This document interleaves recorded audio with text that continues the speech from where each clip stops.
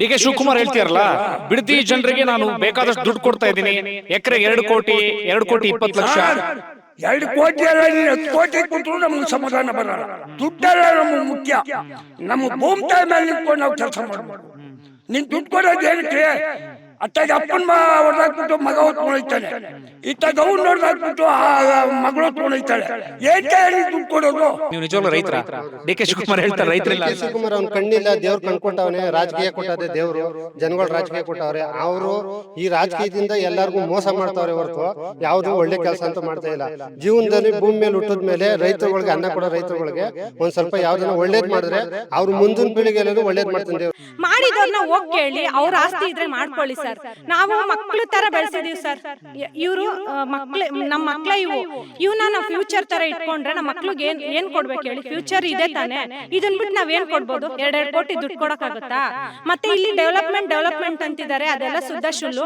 ಎಲ್ಲಾ ಮಕ್ಳು ತುಂಬಾ ಚೆನ್ನಾಗಿ ಓದಿದ್ದಾರೆ, ಎಲ್ಲ ಇಂಜಿನಿಯರಿಂಗು, ಮೆಡಿಕಲ್ ಎಲ್ಲ ಮಾಡಿದ್ದಾರೆ. ಈ ರೈತರ ಮೇಲೆ ಹೊಟ್ಟೆ ಹೊಡೆದು, ಈ ರೈತರೇ ಇಲ್ಲ ಅಂದ್ರೆ ಈ ಜಗತ್ತಿಗೆ ಊಟ ಹಾಕಕ್ಕಾಗುತ್ತಾ? ಎಲ್ಲಾ ಕಡೆಯಿಂದ ರೈತರಿಂದ ಬೆಳೆದಿದ್ದ ಅನ್ನ ನೀರು ಏನೇ ಒಂದ್ ಬೇಕು ಅಂದ್ರೂ ರೈತರಿಂದಾನೇ ಬೇಕು. ಇದು ನೋಡ್ದಿ ನೀವ್ ಏನ್ ಮಾಡ್ತೀರಾ? ಅವ್ರಿಗೆಲ್ಲ ಏನ್ ಕೊಡ್ತೀರಾ? ಊಟನೇ ಇಲ್ಲ ಅಂದಾಗಲೇ ಸಿಮೆಂಟ್ ಮತ್ತೆ ಮರಳು ಅದು ಕೊಟ್ಟು ತಿನ್ಸಕ್ಕಾಗುತ್ತಾ? ಒಂದು ವೇಳೆ ನಾನೀಗ ಅದೇ ಬಿಡದಿ ಭಾಗದಲ್ಲಿ ಇದ್ದೇನೆ. ಈಗಾಗಲೇ ಹಿಂದಿನ ಸರಣಿಗಳಲ್ಲಿ ಟೌನ್ಶಿಪ್ ಬಗ್ಗೆ ಸಾಕಷ್ಟು ವಿವರವನ್ನು ನಿಮ್ಮ ಮುಂದೆ ಇಟ್ಟಿದ್ದೇನೆ. ಪ್ರಮುಖವಾಗಿ ಇರುವಂತಹ ಪ್ರಶ್ನೆ ಅದೇ. ನಾನು ಪ್ರತಿ ಯೋಜನೆಯ ಸಂದರ್ಭದಲ್ಲಿ ಅದನ್ನೇ ಹೇಳೋದು. ಯಾವುದಾದ್ರೂ ಒಂದು ಯೋಜನೆಯನ್ನ ಜಾರಿಗೆ ತರ್ತೀವಿ ಅಂದಂತ ಸಂದರ್ಭದಲ್ಲಿ ಇನ್ನೊಬ್ಬರ ಬದುಕನ್ನ ಸರ್ವನಾಶ ಮಾಡಬಾರದು. ಹಿಂದೆ ಹಿರಿಯರು ಯಾವಾಗಲೂ ಅದೇ ಮಾತನ್ನು ಹೇಳೋದು, ಅಭಿವೃದ್ಧಿ ಅಂದ್ರೆ ಸಮತೋಲಿತ ಅಭಿವೃದ್ಧಿ ಆಗಿರಬೇಕು ಅಂತ ಹೇಳಿ. ಇನ್ನೊಬ್ಬರ ಬದುಕನ್ನ ಸಮಾಧಿ ಮಾಡಿ ಆ ಸಮಾಧಿಯ ಮೇಲೆ ಮಹಲ್ ಕಟ್ಟೋದು ಅದು ಅಭಿವೃದ್ಧಿ ಅಂತ ಯಾವತ್ತೂ ಕೂಡ ಅನ್ಸ್ಕೊಳ್ಳೋದಿಲ್ಲ. ಇವತ್ತು ಬಿಡದಿ ವಿಚಾರದಲ್ಲಿ ಹಾಗೆ ಆಗಿದೆ ಅಂತ ನನಗನ್ನಿಸ್ತಾ ಇದೆ. ಯಾವ ಕಾರಣಕ್ಕಾಗಿ ಅಂದ್ರೆ ಗ್ರೌಂಡಿಗೆ ಬಂದಿದ್ದೇನೆ.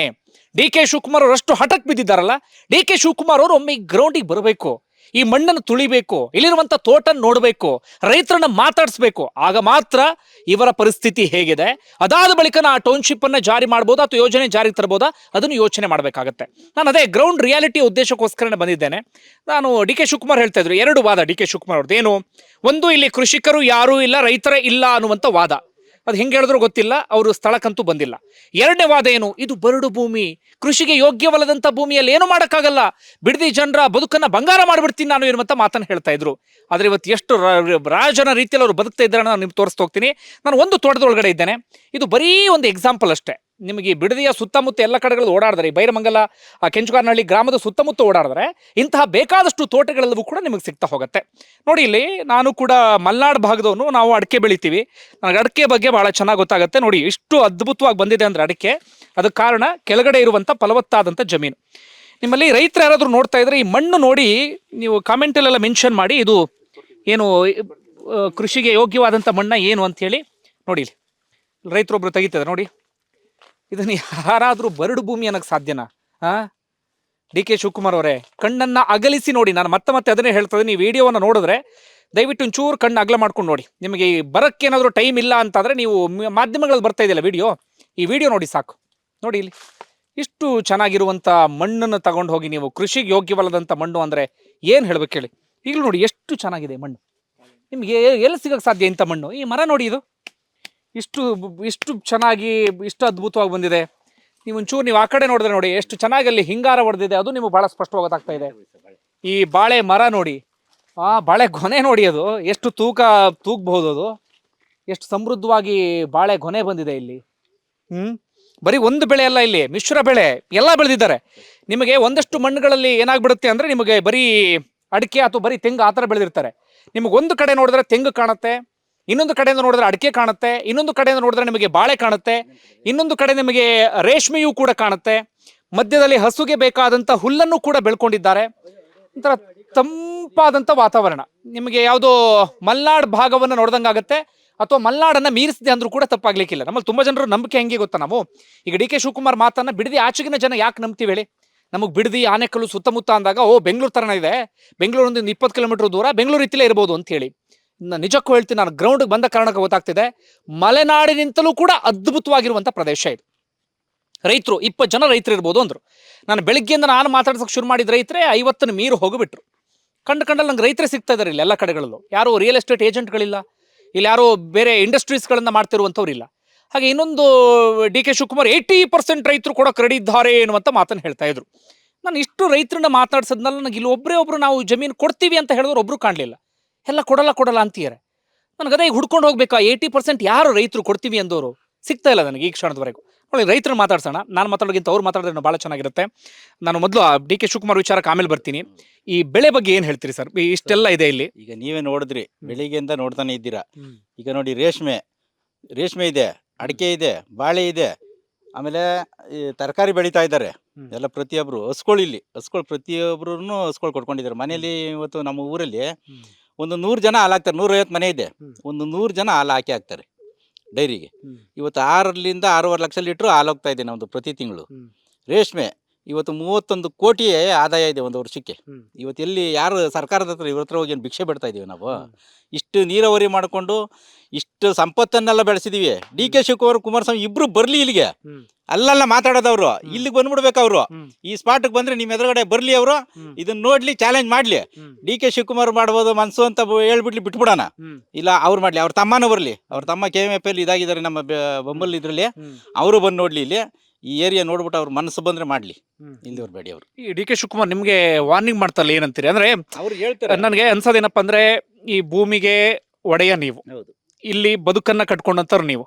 ಆದ್ರೆ ಅಲ್ಲೆಲ್ಲೋ ಕುತ್ಕೊಂಡು ಅವರು ಡಿಸೈಡ್ ಮಾಡ್ತಾರೆ ಈ ಭೂಮಿ ನೀವು ಕೊಡ್ಬೇಕಾ ಬೇಡವಾ ಅಂತೇಳಿ. ನೀವು ಕೊಡಲ್ಲ ಅಂದ್ರೆ ಅವ್ರು ಹೇಳ್ತಾರೆ, ನಿಮಗೆ 3 ದಿನ ಟೈಮ್ ಕೊಡ್ತೀನಿ, ನಾನು ನಿಮಗೆ 10 ದಿನ ಟೈಮ್ ಕೊಡ್ತೀನಿ, ಕೊಟ್ಟಿದ್ದ ದುಡ್ಡು ತಗೊಳ್ಬೇಕು, ಭೂಮಿ ಕೊಡಬೇಕು ಅಂತ ಮಾತನ್ನ ಕೇಳಿಸ್ಕೊಂಡಾಗ ನಿಮ್ಗೆ ಏನ್ ಅನ್ಸುತ್ತೆ ಅಂತ. ನಾವು ಒಂದ್ ಕಡೆ ಹೇಳೋದೇನು ಹೇಳಿ, ಇದು ಪ್ರಜಾಪ್ರಭುತ್ವ ರಾಷ್ಟ್ರ, ಇದು ಪ್ರಜೆಗಳಿಗೆ ಹಕ್ಕಿದೆ ಅಂತ. ಇವರು ತಾಲಿಬಾನ್ ಆಡಳಿತ ಏನ್ ಮಾಡ್ತಾರೆ ಅದೇ ತರ ಆಗ್ಬಿಡ್ತದೆ ಇದು.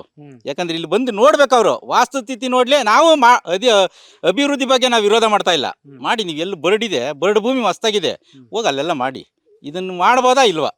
ಬಂದು ನೋಡಿ. ಇದು ನಮ್ಮ ರಾಮನಗರ ತಾಲೂಕಿನ ಬಿಡದಿ ಹೋಬಳಿ ಬನ್ನಿಗಿರಿ ಗ್ರಾಮದಲ್ಲಿದ್ದೀವಿ ನಾವು ಇವಾಗ.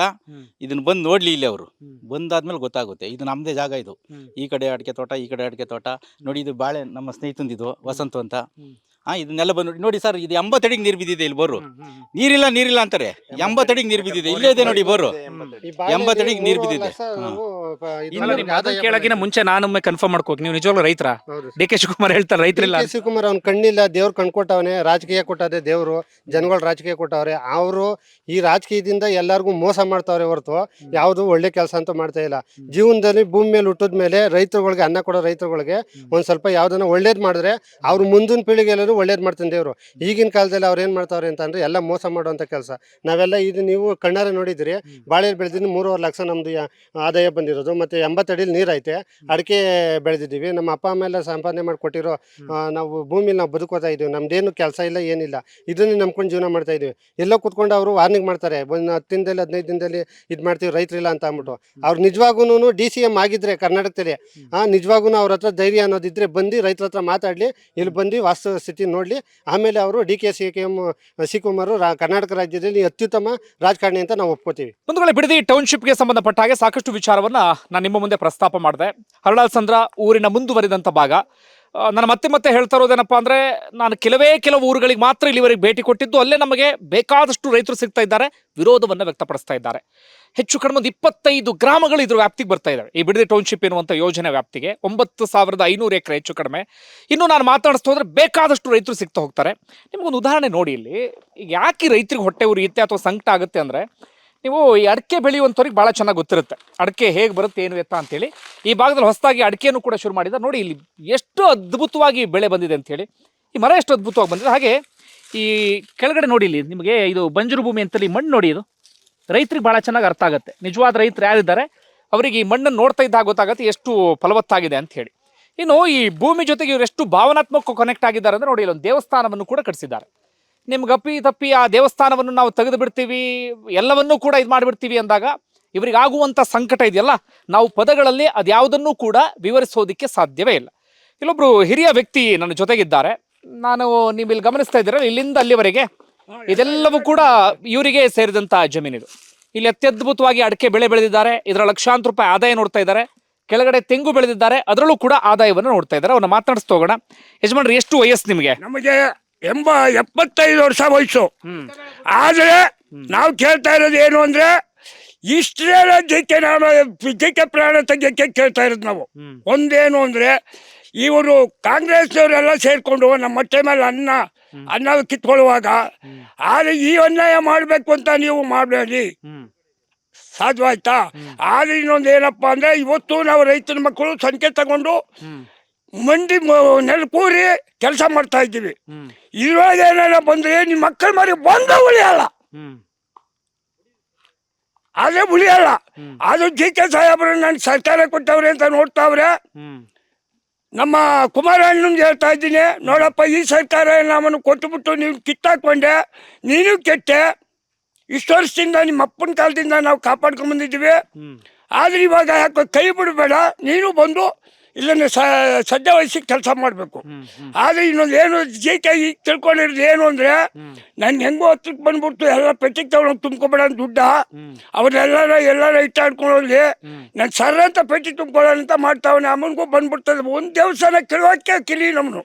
ಅಲ್ಲ, ಈಗ ಡಿ ಕೆ ಶಿವಕುಮಾರ್ ಹೇಳ್ತೀರಲ್ಲ, ಬಿಡದಿ ಜನರಿಗೆ ನಾನು ಬೇಕಾದಷ್ಟು ದುಡ್ಡು ಕೊಡ್ತಾ ಇದ್ದೀನಿ, ಎಕರೆಗೆ 2 ಕೋಟಿ 20 ಲಕ್ಷ. 2 ಕೋಟಿ ಅಲ್ಲ, ನೀನು 10 ಕೋಟಿ ಕೊಟ್ಟರು ನಮ್ಗೆ ಸಮಾಧಾನ ಬರಲ್ಲ. ದುಡ್ಡೆಲ್ಲ ನಮಗೆ ಮುಖ್ಯ. ನಮ್ಮ ಭೂಮಿ ತಾಯಿ ಮೇಲೆ ನಿಂತ್ಕೊಂಡು ನಾವು ಕೆಲಸ ಮಾಡ್ಬೇಕು.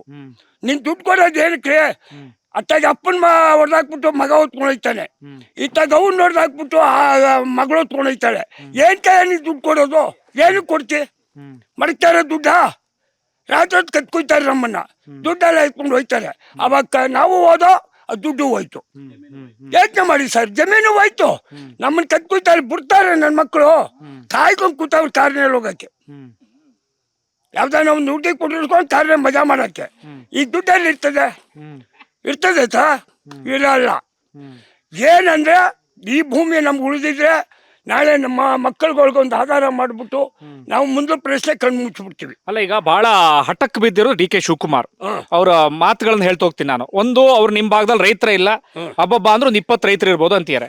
ಮತ್ತೊಂದು, ನಿಮ್ ಭಾಗದಲ್ಲಿ ಕೃಷಿಗೆ ಯೋಗ್ಯವಾದ ಭೂಮಿ ಇಲ್ಲ, ಬಂಜರು ಭೂಮಿ ಅಂತೀಯಾರೆ. ಇನ್ನೊಂದು ಮಾತು ಹೇಳಿ ಸರ್, ಈ ಜಿ ಕೆ ಶಿವಕುಮಾರ್ ಮಾಡ್ತಾ ಇರೋ ಕಾಲದಿಂದ ಬಂಡೆ ಬಡ್ಕೊಂಬಂದು ಚೆನ್ನಾಗೆ ಕಮಾಯಿಸ್ಕೊಂಡ್ಬಿಟ್ರು. ಈಗ ಇವ್ರನ್ನ ಹೊಡೆದಾಕ್ಬಿಡಾನೆ, ಕಮಾಯಿಸ್ಕೊಂಡ್ಬಿಡಾನೆ.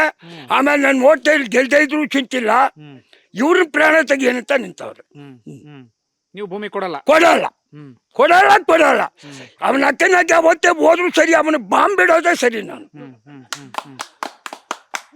ಬೇಕಾದ್ರೆ ನಮ್ಮನ್ನ ಕೊಲೆ ಮಾಡಿ, ಅವನೇನ್ ಮಾಳ ಮರ್ಯಾದೆ ಮನುಷ್ಯನಿಗೆ ಸಹ ಬಂದು ಭೂಮಿ ನೋಡ್ನಾರ್ದೆ ಏನೋ ರೈತರಿಗೆ ಒಳ್ಳೇದ್ ಮಾಡ್ಬಿಟ್ಟು ಹೋಗೋಣ ಅಂದೆ ಹೋಗಿಮ್ನು. ನಂದೇ ಎಲ್ಲ ಸರ್ಕಾರ ಅನ್ಬಿಟ್ಟು ಈ ಕೆಲಸ ಸರ್ ಮಾಡೋದು. ಅಲ್ಲ, ನಿಮಗೆ ವಾರ್ನಿಂಗ್ ಕೊಡ್ತೀರಲ್ಲ, ಇಂತಿಷ್ಟು ದಿನದೊಳಗೆ ಕೊಡಬೇಕು, ಇಲ್ಲ ಅಂದ್ರೆ ನಿಮ್ ದುಡ್ಡು ಡೆಪಾಸಿಟ್ ಮಾಡ್ತೀನಿ ಬ್ಯಾಂಕ್ ಅಲ್ಲಿ. ಅವ್ನ ಡೆಪಾಸಿಟ್ನೇ ಬರ್ಲಿ ಭೂಮಿ ತೆಗೆ, ಡೆಪಾಸಿಟ್ ಮಾಡ್ಬಿಟ್ಟು ಭೂಮಿ ತೆಗಿಯಾಕ್ ಬರ್ತಾನಲ್ಲ, ಅವನ ಅಕ್ಕನಕ್ಕೆ ಅವತ್ತೇ ಕೊಲೆ ಮಾಡ್ಬಿಟ್ಟು ಹಳ್ಳ ಸಂದರ್ಭದಲ್ಲಿ ಅವತ್ತೇ ಸಾಕಿವಿ. ಓಕೆ ಬಂಧುಗಳೇ, ನಿಮಗೆ ಒಂದಷ್ಟು ಜನರ ಮಾತು ಹಾರ್ಷ್ ಅನ್ಸ್ಬೋದು, ಬಟ್ ಆ ಪರಿಯಾದಂಥ ಸಿಟ್ಟು, ಆ ಪರಿಯಾದಂಥ ಆಕ್ರೋಶ ಇದೆ. ಆಕ್ರೋಶ ಕಾರಣ ಏನು? ನಾನು ಬೆಳಗ್ಗೆಯಿಂದಲೂ ಕೂಡ ನಿಮಗೆ ಸಂಪೂರ್ಣವಾಗಿ ವಿವರಿಸ್ತಾ ಇದ್ದೀನಿ. ಬೇರೆ ಪದಗಳ ಅಗತ್ಯ ಇಲ್ಲ ನಿಮಗೆ. ಈ ದೃಶ್ಯವನ್ನು ನೋಡಿದ್ರೆ ನೀವು ಬಹಳ ಸ್ಪಷ್ಟವಾಗಿ ಅರ್ಥ ಆಗುತ್ತೆ. ಎಂಥವ್ರಿಗಾದ್ರೂ ಸಂಕಟ ಆಗುತ್ತೆ. ಎಷ್ಟು ಚೆನ್ನಾಗಿ ಕೃಷಿ ಮಾಡಿಕೊಂಡು ಈ ಭೂಮಿಯನ್ನ ಇಷ್ಟು ಚೆನ್ನಾಗಿ ಒಲಿಸ್ಕೊಂಡಂಥ ಸಂದರ್ಭದಲ್ಲಿ ಇನ್ಯಾರೋ ಕುತ್ಕೊಂಡು ನಿನ್ನ ಭೂಮಿಯನ್ನ ಮಾರಬೇಕೋ ಮಾರಬಾರ್ದು ಅಂತೇಳಿ ಇನ್ಯಾರೋ ಡಿಸಿಷನ್ ತೆಗೆದುಕೊಳ್ತಾರೆ ಅಂದಾಗ ಸಹಜವಾಗಿ ಸಂಕಟ ಆಗುತ್ತೆ, ಸಹಜವಾಗಿ ಸಿಟ್ಟು ಬರುತ್ತೆ. ಆ ಸಿಟ್ಟಿನ ಈ ಪದಗಳ ಮೂಲಕ ವ್ಯಕ್ತವಾಗ್ತದೆ. ನೋಡಿ, ಇಲ್ಲೊಂದಷ್ಟು ಜನ ಮಹಿಳೆಯರಿದ್ದಾರೆ, ನಾನು ಅವ್ರನ್ನೂ ಕೂಡ ಮಾತನಾಡಿಸ್ತಾ ಹೋಗ್ತೀನಿ. ನಿಮಗೆ ಇನ್ನಷ್ಟು ಇದಕ್ಕೆ ಸಂಬಂಧಪಟ್ಟ ಹಾಗೆ ಕ್ಲಾರಿಟಿ ಸಿಗ್ತಾ ಹೋಗುತ್ತೆ. ಮೇಡಮ್ ನಮಸ್ತೆ. ಈಗ ಬೆಳಗ್ಗೆಯಿಂದ ಸಾಕಷ್ಟು ಜನರು ಮಾತಾಡ್ಸಿದ್ವಿ, ಎಲ್ಲರಲ್ಲೂ ಆ ಸಿಟ್ಟು, ಆಕ್ರೋಶ, ಕೋಪ ಎಲ್ಲವೂ ಕಾಣಿಸ್ತಾ ಇದೆ. ನನಗೂ ಗ್ರೌಂಡಿಗೆ ಬರೋರಿಗೆ ಅದ್ರ ಅರ್ಥ ಗೊತ್ತಿರಲಿಲ್ಲ, ಯಾಕೆ ಈ ಪರಿ ಸಿಟ್ಟು. ಇಲ್ಲಿಗೆ ಬಂದಾಗ ನನಗೆ ಅರ್ಥ ಆಗ್ತಾ ಇದೆ. ಈಗ ನನಗೆ ಹೊಟ್ಟೆ ಉರಿತಿದೆ, ಅಯ್ಯೋ ಇಂತಿಷ್ಟು ಒಳ್ಳೆ ಭೂಮಿನ ಕಿತ್ಕೊಳ್ತಿದಾರಲ್ಲ ಅಂತ ಹೇಳಿ. ಏನ್ ಹೇಳ್ತೀರಿ ನೀವು? ಸರ್, ನೀವು ಒಂದಿನ ನೋಡಿದ ತಕ್ಷಣ ನಿಮ್ಗೆ ಹೊಟ್ಟೆ ಉರಿತಿದೆ ಅಂದ್ರೆ, ಇದನ್ನ ಬುಡ್ದಿಂದ ಬೆಳೆಸಿ ಇಷ್ಟು ದೊಡ್ಡದ್ ಮಾಡಿರೋರ್ಗೆ ಏನಾಗ್ಬೇಕು ಸರ್? ಏನಾಗ್ಬೇಕು ಅಂದ್ರೆ, ಅಲ್ಲ ಅವ್ರು ಸಾಯ್ಬೇಕು, ಇಲ್ಲ ಅವ್ರನ್ನೇನಾದ್ರೂ ಮಾಡ್ಬೇಕು. ಈಗ ಏನಾಗ್ಬಿಟ್ಟೈತೆ ಅಂದ್ರೆ, ನಾವು ರಾಜಕೀಯ ಹಗ್ಗ ಜಗ್ಗಾಡ್ತಲ್ಲಿ ತಗ್ಲಾಕೊಬಿಟ್ಟಿದೀವಿ.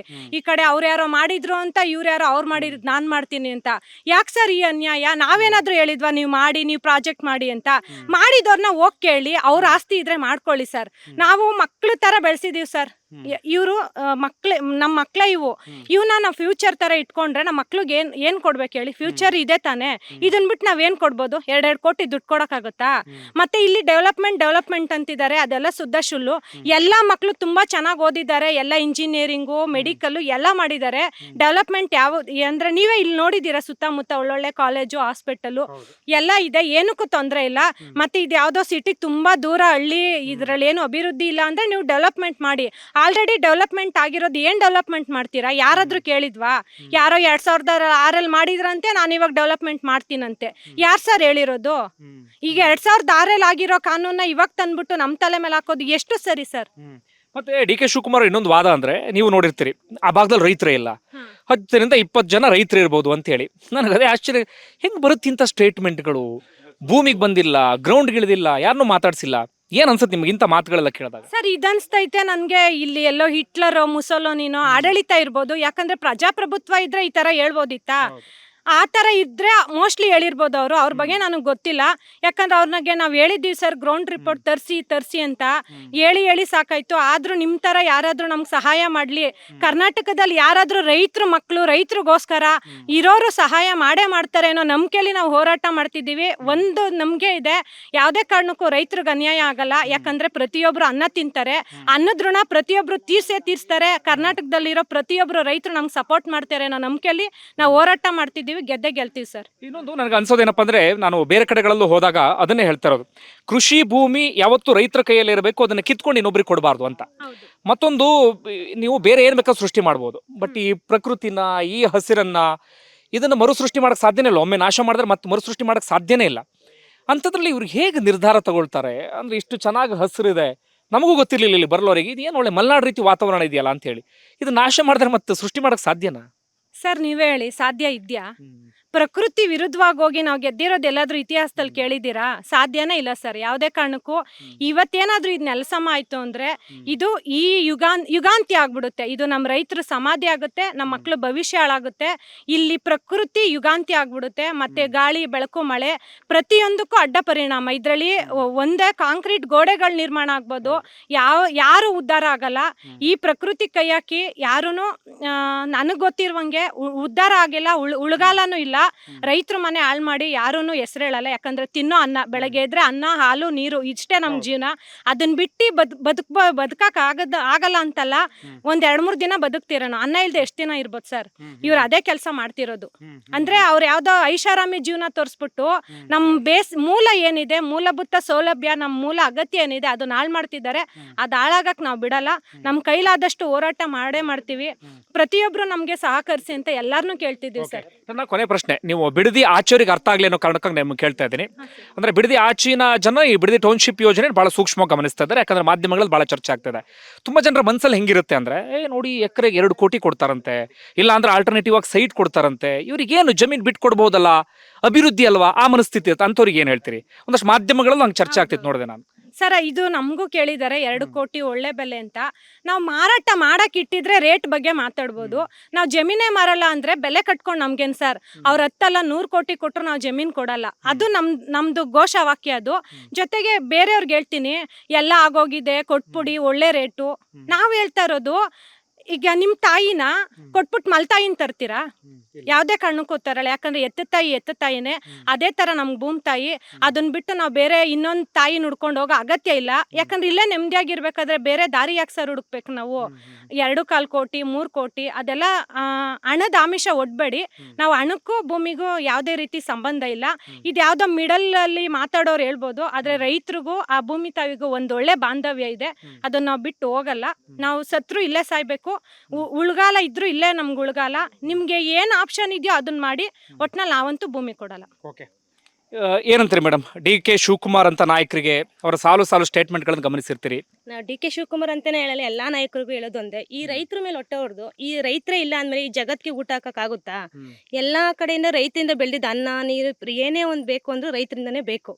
ಇದನ್ನ ಹೊಡೆದು ನೀವ್ ಏನ್ ಮಾಡ್ತೀರಾ? ಅವ್ರಿಗೆಲ್ಲ ಏನ್ ಕೊಡ್ತೀರಾ? ಊಟನೇ ಇಲ್ಲ ಅಂದಾದ್ಮೇಲೆ ಸಿಮೆಂಟು ಮತ್ತೆ ಮರಳು ಅದು ಕೊಟ್ಟು ತಿನ್ಸಕ್ಕಾಗುತ್ತಾ? ರೈತ ಬೆಳೆಯೋದೇ ರೈತ ಭೂಮಿಯಿಂದ ರೈತ ಬೆಳಿತಾನೆ. ಅದನ್ನ ಮಾರಿ ಹೊಡೆದು ಏನ್ ಮಾಡ್ತೀರಾ ನೀವು? ಅಲ್ವಾ? ಅವ್ರು ನೋಡಿಯೋದು ಒಂದು ತೆಂಗಿನಕಾಯಿ ಬೇಕು ಅಂದ್ರೆ ರೈತ ಬೇಕು ಬೆಳೆಯಕ್ಕೆ. ಬೇರೆ ಯಾರು ಬಂದು ಬೆಳಿತಾರೆ? ಇವಾಗ ಬೆಂಗಳೂರಲ್ಲಿ ತೆಂಗಿನ ಮರ ನೆಟ್ಟು ಬೆಳೆಯಕ್ಕಾಗುತ್ತಾ? ಜಾಗ ಇದೆಯಾ ಅಲ್ಲಿ? ಇಲ್ಲಿರೋ ಭೂಮಿಲಿ ಬೆಳಿತಾರೆ, ಮಾರ್ತಾರೆ, ತಗೊಂತಾರೆ. ಇದು ನೋಡ್ದು ಇನ್ನ ಎಲ್ಲೋಗ್ತೀರಾ ನೀವು? ಏನೇ ಒಂದ್ ಬೇಕು ಅಂದ್ರೆ ಈ ಭೂಮಿಯಿಂದ ರೈತ ಬೆಳೆಯೋದ್ರಿಂದಾನೇ ಬೇಕು ಎಲ್ಲಾನು. ಒಟ್ನಲ್ಲಿ ಭೂಮಿ ಯಾವ ಕಾರಣಕ್ಕೂ ಕೊಡಲ್ಲ, ನಮ್ಮ ಭೂಮಿ ನಮ್ಮ ಹಕ್ಕು ಅಂತ. ಭೂಮಿ ನಮ್ಮ ಹಕ್ಕು. ಆ ಮಕ್ಳಲ್ಲಿ ಓಡಾಡ್ತಿದ್ದಾರೆ, ಏನೋ ಒಂದು ಖುಷಿ, ಬರ್ತಾರ, ರಜೆ ಇರುತ್ತೆ, ಓಡಾಡುತ್ತೆ, ನಮ್ಮ ತೋಟ ನಮ್ಮ ಇದು ಅಂತ ಓಡಾಡ್ಕೊಂಡು ಬರ್ತಾರೆ. ಅವ್ರಿಗೂ ಆ ಮಕ್ಳನ್ನ ಕೂಡ ಕೇಳಿದ್ರು ಕೂಡ ಹೇಳ್ತಾರೆ ಅವರು, ನಮ್ಗೆ ಬೇಕು, ನಮ್ಮ ಭೂಮಿ ಬೇಕು ಅಂತ. ಯಾವುದಾದ್ರೂ ಅಷ್ಟೇ. ಇನ್ನು ನಮ್ಮ ಮಕ್ಳಿದ್ದಾರೆ, ಏನು ಓದ್ತೀರ ನಾವು ಫಾರ್ಮರ್ ಆಗ್ತೀವಿ ಅಂತ ಹೇಳ್ತಾರೆ. ಅವ್ರಿಗೆಲ್ಲ ಏನು ಹೇಳೋಣ ಸರ್? ಭೂಮಿನೆಲ್ಲ ಇಡೀ ಬೆಂಗಳೂರಲ್ಲೆಲ್ಲ ಫುಲ್ ಎಲ್ಲೇ ನೋಡಿದ್ರು ಕಾಂಕ್ರೀಟ್ ಬಿಲ್ಡಿಂಗ್ಗಳೇ ನಿಂತಿದೆ. ಒಂದು ಮರ ಇಲ್ಲ, ಒಂದು ಗಾಳಿ, ಒಂದು ಪಾರ್ಕ್ ಹೋದ್ರೂ ಇವಾಗ ಎಲ್ಲಿ ಅಲ್ಲೂ ಕೂಡ ಎಲ್ಲ ಮರಗಳು ಇದಿಲ್ಲ, ಮನೆ ಕಟ್ಟಿ ಎಲ್ಲ ಇದಾಗಿದೆ. ಬೆಂಗಳೂರಲ್ಲಿ ಒಂದು ಸ್ವಲ್ಪ ನಿಲ್ಲಕ್ಕೂ ಕೂಡ ಜಾಗ ಇಲ್ಲ. ಎಲ್ಲಿ ನೋಡಿದ್ರು ರಸ್ತೆ ಗುಂಡಿಗಳೇ ಇದೆ, ಏನು ಅಂದರೆ ಏನೂ ಇಲ್ಲ. ಈ ಭೂಮಿ, ಈ ಥರ ಇರೋ ಭೂಮಿ ಹೊಡೆದು ನೀವೇನು ಮಾಡ್ತೀರಾ? ಓಕೆ ಓಕೆ ನೋಡಿ, ಇದು ಇವರ ಆಕ್ರೋಶದ ಮಾತು. ಜೊತೆಗೆ ಓಕೆ, ಇನ್ನೊಂದು ಹೇಳಿ ಯಜಮಾನ್ರೆ. ಈಗ ಕೊನೆಯ ಲಾಸ್ಟ್ ನಾನು ಕೇಳ್ತಾ ಇರೋದೇನು ಅಂದರೆ, ಎಷ್ಟು ಕೋಟಿ ಜನ ಹುಟ್ಟು ಸಾಮಾನ್ಯಕ್ಕೆ, ಎಷ್ಟು ಕೋಟಿ ಜನ ಹುಟ್ಟು ಸಾಮಾನ್ಯಕ್ಕೆ ಇಷ್ಟೊಂದು ಆಸ್ತಿ ಅವನು ಕೇಳ್ತಾ ಇರುವಾಗ ಕೊಡಾನೆ ಅವನಿಗೆ ಎಷ್ಟು ಕೋಟಿ ಜನ ಹುಟ್ಟು ಸಾಮಾನು ಅವನಿಗೆ ಮಕ್ಕಳು ಕೊಟ್ಬಿಡಾನೆ. ನಮಗೂ ಸುರೋದ್ರು ಹೋಗ್ಲಿ, ಆ ಕೋಟಿ ಹುಟ್ಟು ಸಾಮಾನೆಲ್ಲ ಅವ್ರಿಗೆ ಹೋಗ್ಲಿ, ಜಮೀನೆಲ್ಲ. ಇಷ್ಟು ಕೇಳ್ತಾ ಇದ್ದೀನಿ ಸರ್. ಕೊನೆಗೆ ಎಷ್ಟು ಹೇಳಿದ್ರು ಅವನಿಗೆ ಮಾನ ಮರ್ಯಾದೆ ಇಲ್ಲ. ಅಲ್ಲಿಂದ ಬಿಟ್ಟರೆ ಇಲ್ಲೊಂದು 7-8 ಥರ ಸೇರಿಕೊಂಡು ಆ ಜಿಕೆ ಕಡೆ ಎಲ್ಲ ನಾವು ಬಂದ್ಬಿಟ್ಟಿದ್ದೀವಿ, ಆಗೋಯ್ತದೆ, ಬಿರ್ನ ಆಗೋಗ್ಲಿ ಅಂತ ಬಿಟ್ಟವ್ರೆ. ಅವ್ರ ಮಾತು ಕೇಳ್ಕೊಂಡು ದುಡ್ಡು ದುಡ್ಡು ದುಡ್ಡು ಅಂತ ಸಾಯ್ತಾನೆ. ದುಡ್ಡು ತಗೊಂಡೋದ್ರು ಇನ್ನೆಲ್ಲ ಒಂದು ಉಳಿದ್ರೆ ಇನ್ನೊಂದು 1.5 ವರ್ಷ 2 ವರ್ಷ ಉಳಿಯೋದವನು ಆಗೋಯ್ತು.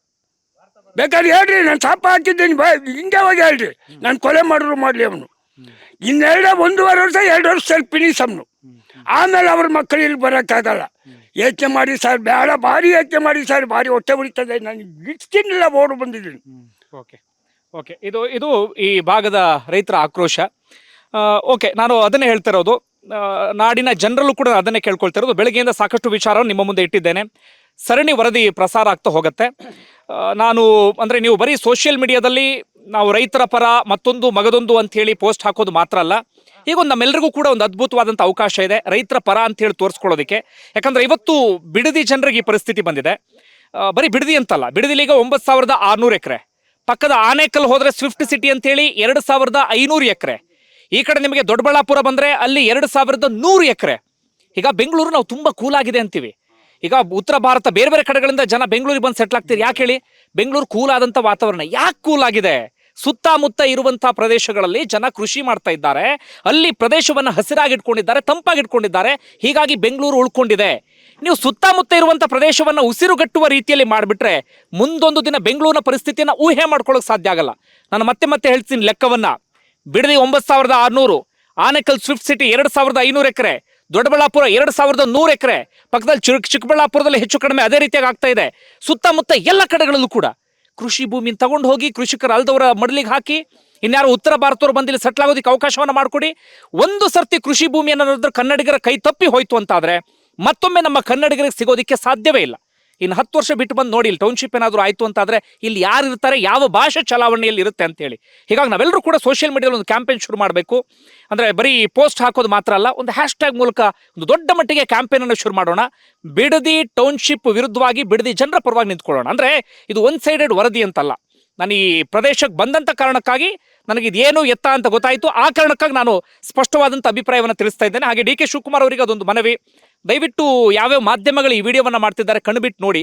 ನಿಮಗೆ ಬರ್ಲಿಕ್ಕೆ ಆಗಿಲ್ಲ ಅಂದ್ರೂ ಕನಿಷ್ಠ ಅಧಿಕಾರಿಗಳನ್ನು ಕಳಿಸಿ ವಿಚಾರಿಸಿ ಮುಂದಿನ ನಿರ್ಧಾರವನ್ನು ತೆಗೆದುಕೊಳ್ಳಿ. ಧನ್ಯವಾದ.